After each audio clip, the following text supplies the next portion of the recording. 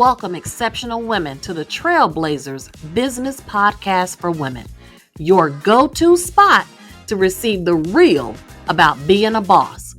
I am your host, Dr. Michelle S. Thomas, multiple minority business owner and proud founder CEO of the Exceptional Woman Enterprise.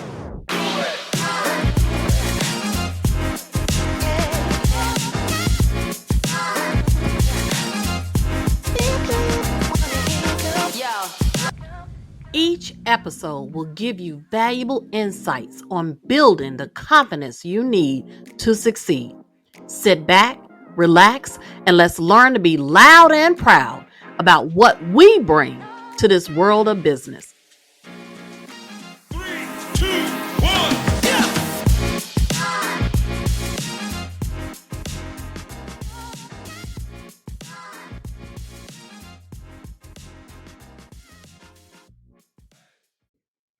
Welcome back, everyone.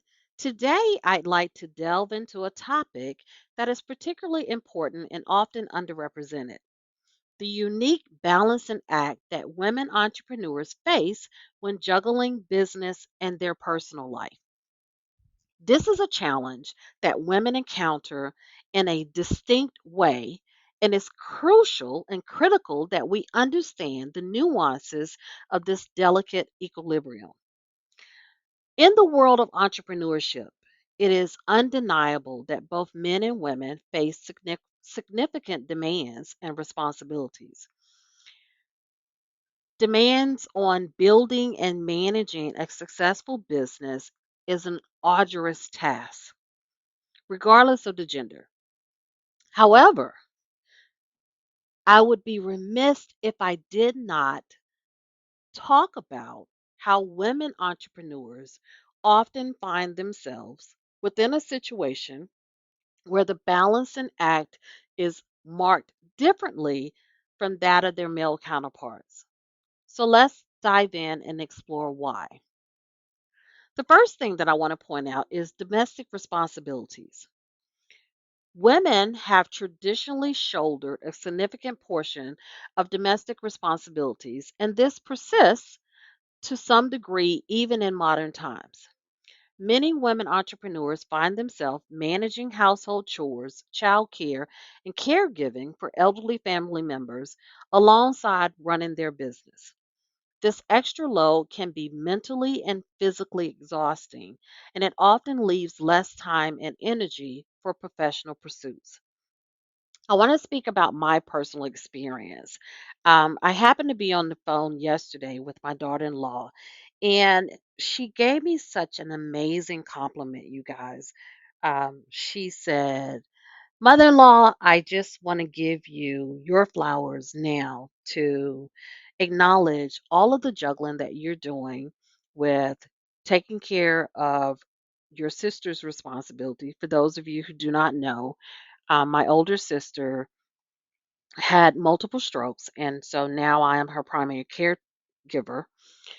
My mother, whose health is failing, I am helping my father take care of her, but my parents are elderly, my sister, but alongside with my own family, my grandchildren, and my multiple businesses. So I do these things without thought. And I don't do this because, and I'm not mentioning this because I want credit. I just want you to understand that there are moments in time, even in my busy schedule, that I become mentally, emotionally, and psychologically drained. So when it comes to my business, I have to almost gear up myself to come and do the responsibilities that I need for my business because there's so much of an emotional pull and tug on my personal life. I tell you that and I give you a glimpse into my life for one reason and one reason only. A lot of times, and you guys have heard me speak about this often, a lot of times people look at the status that you are and where you are in your position and think that I'm speaking on topics that I don't have a personal experience within.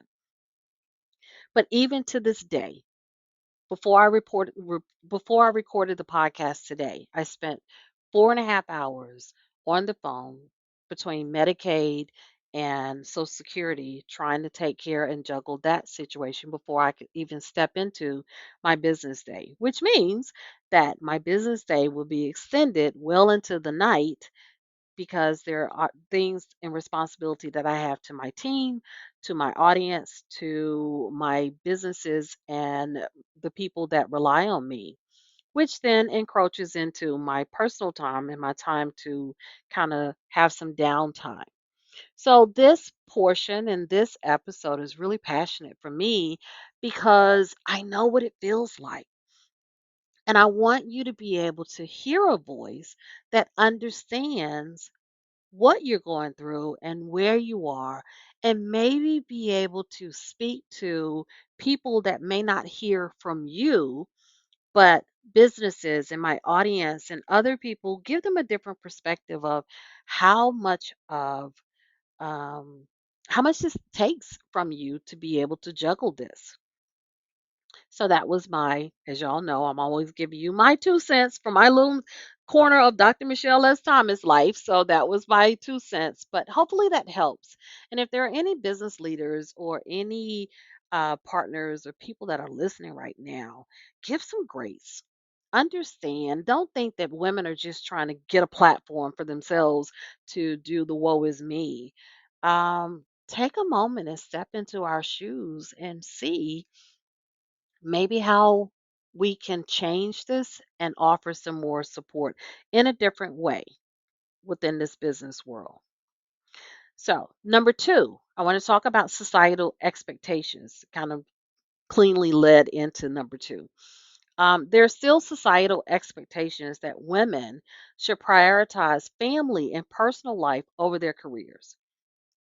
This can create a constant sense of guilt when women need to dedicate substantial time to their businesses, potentially feeling as if though they're neglecting their family. And in my previous podcast, I spoke about that. I spoke about that emotional tug and how coming into business, my family wasn't really prepared for the amount of time that I was going to have to take away from my family, even though they were adults. Um, they weren't prepared because I wasn't prepared. And so again, this podcast is here to help women business entrepreneurs become better prepared and well versed in the reality of being a woman entrepreneur and not the hype. So as from a societal expectation, you would think in 2023 that those things have shifted, but within the world of business, it actually has not progressed as much as we hoped it should have. So when it comes down to leadership positions and focusing on business times and meetings, etc., the business world has less patience for a woman who says, I need to postpone this meeting because I need to get over here because I need to pick up my son or my daughter from school because they got sick, or I need to go and take my mom to her doctor's appointment, so I can't do this on this day. Society frowns on that within the business world. It becomes a judgment. But from the family standpoint, from the familiar standpoint, the expectation is that the woman is in the home. The woman is the one that takes care of this. I had this conversation with my husband who has grown his career and we've relocated a lot. But from the business standpoint, they would get him settled into the new location. And then it would be up to me to get the kids enrolled in school and get the animals taken care of and find a new vet and find a new place and get all that other stuff that his company, that wasn't their concern. But it was just assumed that I had it handled. So when I started my own business, those things that I took care of and my family was used to taking care of, I had to begin to teach them that I can't do this by myself any longer. So I had to begin to teach them how to take on that role, which rolls into number three, support systems. The availability of a support system can be a game changer in balancing business and personal life. Women may sometimes find it challenging to build a support system that can help manage both their professional and their domestic responsibilities. This is compounded by the fact that women often hesitate to ask for help due to the fear of judgment or being labeled as unfit. Unfit mothers, unfit wives, unfit partners. So I will tell you, when I begin to pass these things off to my spouse and my adult children and the people around me, and I begin to have to coach myself into asking for this help, I was able to do it. But internally, you guys, I felt horrible. I felt like that I had let them down. I felt like that I was a terrible person. Anytime that something went wrong, oh my goodness, I blame myself. Even though it was out of my control, I still blame myself. So we have to work on how we handle that emotional burden that comes with this process. Which leads us into number 4, work life boundaries. You notice I didn't say balance, I said boundaries.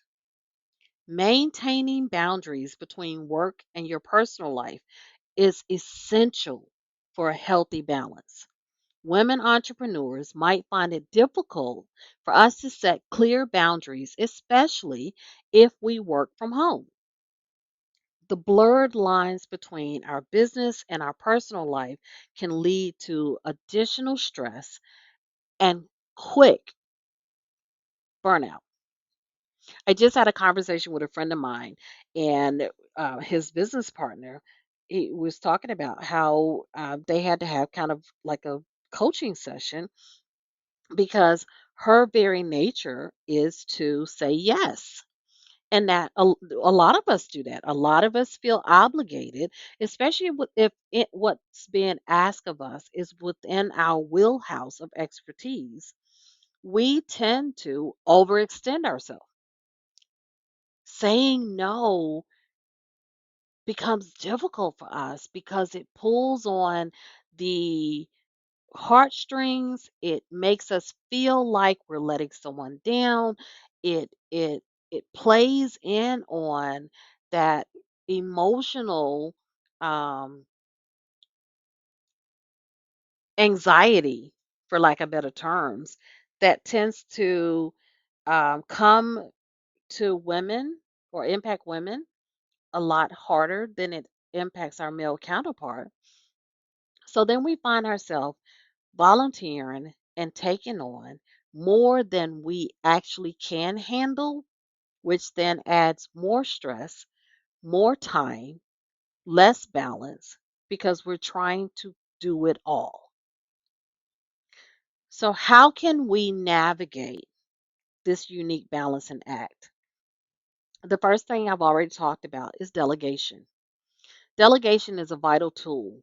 We must learn to delegate tasks both at home and in our businesses to ease the load.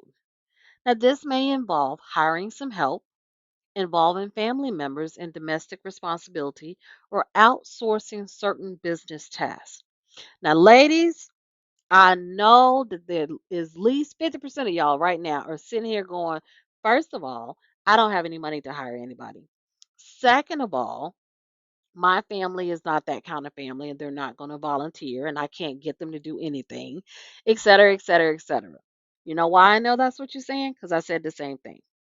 Well, here's what I want you to look at from a different lens when you talk about what cannot happen.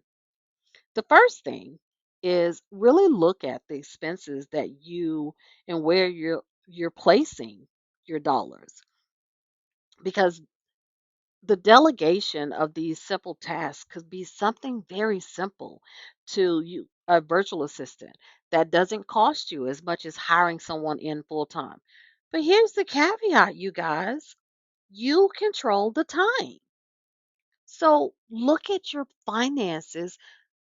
Spending $40 for a couple of hours of someone to come in the house and help you is $40 that may be an incidental for you right now. But the 2 hours that that takes off of your plate gives you time in your business to take that 2 hours and triple that $40. Okay?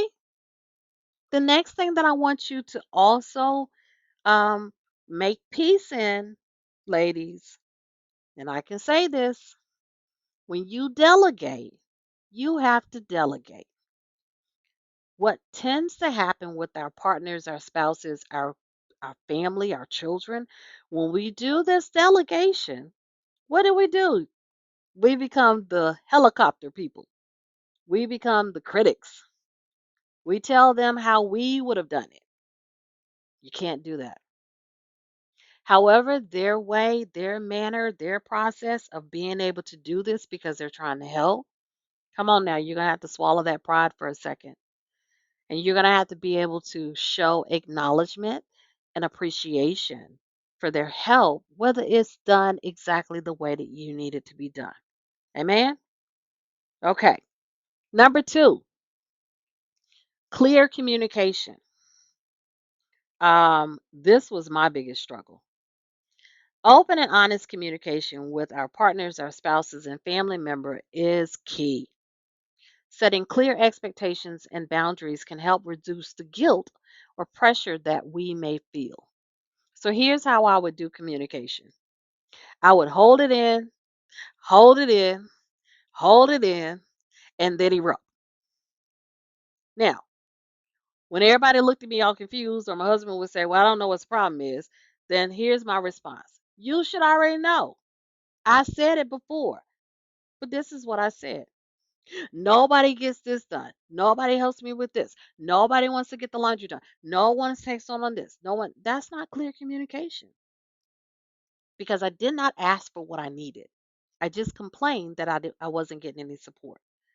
So from the receiver's standpoint, they just hear me fussing.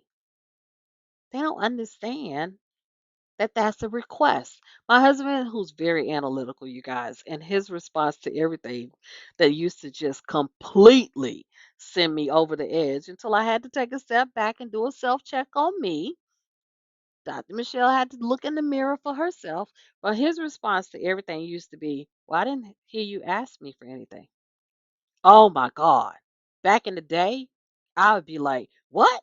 You didn't hear? I done spent 30 minutes and everything that I said." Y'all know how this go. So anyway, but it wasn't until I understood that I never asked for anything. I just complained. So let's practice clear communication, but also be honest. Don't water it down. Don't say things like, "Well, this week, if you could help me, I'll be able to pick it back up next week." No, because next week you still have the same things on your plate. Be honest about what your bandwidth is. Three, within everything that you need to do within the business, within the personal life, within the family, within all the boundaries and everything, what I need you to know is most important is your self care. We must prioritize self care. It's not a selfish act for you to allocate time for self renewal, whether that means exercise, meditation, leisure activity. Self care is essential for maintaining a healthy balance physically, emotionally, and mentally. You got to remove the guilt. You have to remove those moments where, like, if you're sitting there and you're binge watching a Tyler Perry series, then you feel guilty because it's like, well, that's 30 minutes or that's an hour that I could have been doing something else. Why? You're not a machine. You need time.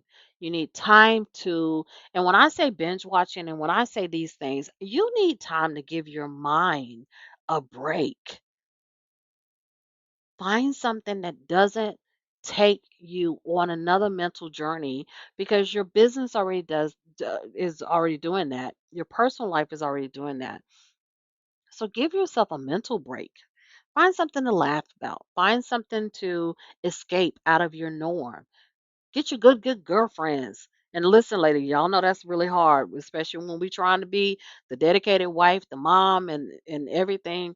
Getting out the house is a task. But Carve out time. Have your brunches, have your time, go to the comedy show, get you some self care because that's the only way that you're going to be the best version of yourself for your business and for your family. And the final thing that I want to talk about is the support networks. Building a robust support network is critical. We can connect with other women entrepreneurs who understand their unique challenges. Our networks can provide advice, mentorship, and a sense of belonging. So the Exceptional Woman Network, you guys know that's a passion point for me. I built the Exceptional Woman Network especially for women because I noticed that there was the gap that we had out there. So the Exceptional Woman Network is a different kind of network. We really allow you to bring your full business into our network, but we also speak about the things that most people do not talk about. So join the Exceptional Woman Network. Bring your company, bring your team, and learn a better way to network. As I wrap this show today, I want to point out that the balancing act that we as women entrepreneurs face, which is often distinct from that of men, is a very complex and challenging endeavor. However, it's also essential that I acknowledge the resilience and determination that it takes for a woman to navigate this path. We are not only achieving success within our businesses, but we're also breaking barriers and defying societal expectations. By recognizing and addressing the unique challenges that women entrepreneurs face within this balancing act of business and personal life, we can foster a new, more inclusive and equitable entrepreneurial landscape that we need to reside upon. It is crucial that we continue to support and empower women within their journeys of entrepreneurship and create an environment where we can thrive both personally and professionally. I thank you again for tuning into yet another amazing episode of Trailblazers, the business podcast for women. I'll see you next week. Thanks for tuning in to another amazing episode of the Trailblazers Business Podcast for Women. Until next time, remember, be inspirational, be legendary, but most of all, be exceptionally you.